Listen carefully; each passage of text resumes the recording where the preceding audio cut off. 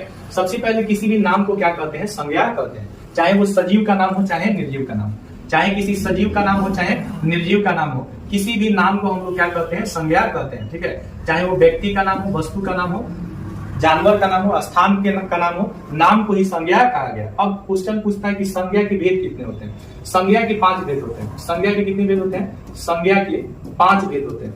अब ये 5 भेद कौन कौन से होते हैं? 5 भेद कौन कौन से होते हैं? तो पहला होता है संज्ञा, जिसको व्यक्तिवाचक संज्ञा कहते हैं। ये खास नाम को दर्शाता है, जैसे मोहन, रोहन, जास्मीन, लता, दक्षिण, पूरब, भारत, नेपाल, कावेरी, गंगा। जैसे लड़का का खास नाम मोहन रोहन होगा, लड़की का खास नाम जास्मीन, लता, जो भी ज्योति, ये नाम हो जाएगा। दिशा का खास नाम दक्षिण हो जाएगा, पूरब हो जाएगा। देश का खास नाम भारत, नेपाल, अमेरिका। नदी का खास नाम गंगा, यमुना, कृष्णा, कावेरी, कोसी, ये सब हो जाएगा। तो याद रखिएगा, जो जाति को दर्शाता है वो जातिवाचक संज्ञा कहलाता है। लड़का क्या है? जातिवाचक संज्ञा, इसका व्यक्तिवाचक संज्ञा मोहन सोहन होगा। लड़की क्या है? जातिवाचक संज्ञा, इसका व्यक्तिवाचक संज्ञा जास्मीन, लता हो जाएगा। पूरब आपका दिशा क्या है? जातिवाचक संज्ञा, लेकिन दक्षिण पूरब आपका क्या है? व्यक्तिवाचक संज्ञा। देश क्या है आपका?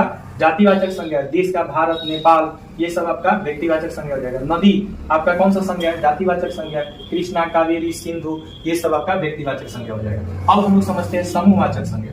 जिस संज्ञा से समूह का बोध होता है, दल का बोध होता है, बल का, भीड़ का बोध होता है, जिसमें व्यक्ति अथवा वस्तु के समूह का बोध होता है, उसे हम लोग समूहवाचक संज्ञा कहते हैं। तो समूहवाचक संज्ञा में आपका क्या हो जाएगा? परिवार हो जाएगा, जैसे आर्मी हो जाएगा, सेना हो जाएगा, पुलिस हो जाएगा, भीड़ हो जाएगा, मेला हो जाएगा, गुच्छा हो जाएगा, फर्नीचर हो जाएगा। फर्नीचर कौन सी संज्ञा होती है? तो ये भी आपका समूहवाचक संज्ञा होता है। अगला है द्रव्यवाचक संज्ञा। चौथा संज्ञा है द्रव्यवाचक संज्ञा, जिसे नापा या मापा जा सकता है, जिसे तौला जा सकता है, उस संज्ञा को हम लोग द्रव्यवाचक संज्ञा कहते हैं।